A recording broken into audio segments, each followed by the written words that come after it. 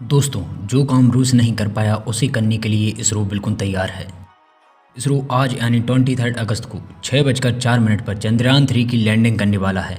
दोस्तों, चंद्रयान 3 की लैंडिंग के आखिरी 15 मिनट बहुत ही क्रूशियल माने जाते हैं, क्योंकि इसी समय लैंडर की स्पीड को कम किया जाता है। अगर स्पीड को कम करने में कोई भी गड़बड़ी होती है तो यह बहुत खतरनाक साबित हो सकता है। हालांकि चंद्रयान 3 का लैंडर 3 मीटर पर सेकंड की वर्टिकल वेलोसिटी पर भी सेफली लैंड कर सकता है। दोस्तों, चंद्रयान 3 की लैंडिंग को हम इस ग्राफ से समझ सकते हैं। जब विक्रम लैंडर चांद की सतह से 30 किलोमीटर ऊपर और लैंडिंग साइट से 745 किलोमीटर की दूरी पर होगा, तब यहाँ से लैंडिंग फेज स्टार्ट हो जाएगा।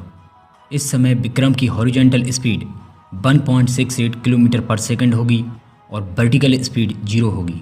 इस फेज को रफ ब्रेकिंग फेज कहा जाता है। इस फेज का टाइम पीरियड 690 सेकंड होगा, जिसमें विक्रम लैंडर 713 किलोमीटर की दूरी को तय करेगा।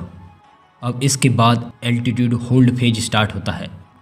इस समय विक्रम लैंडर चांद की सतह से 7.4 किलोमीटर ऊपर होगा और इसकी हॉरिजॉन्टल स्पीड 358 मीटर पर सेकंड होगी और वर्टिकल स्पीड 61 मीटर पर सेकंड होगी।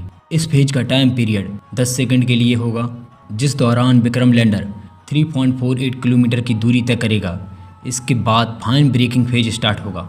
इस समय विक्रम की हॉरिजॉन्टल स्पीड 336 मीटर पर सेकंड और वर्टिकल स्पीड 59 मीटर पर सेकंड होगी और इसकी ऊंचाई 6.8 किलोमीटर होगी। यह फेज 175 सेकंड तक चलेगा, जिस दौरान 28 किलोमीटर की दूरी कवर की जाएगी और विक्रम लैंडर की दोनों हॉरिजॉन्टल और वर्टिकल स्पीड को शून्य कर दिया जाएगा और इस समय इसकी ऊंचाई 1 किलोमीटर के आसपास होगी। अब यहाँ विक्रम लैंडर 12 सेकंड के लिए एक ही जगह स्थिर उड़ता रहेगा।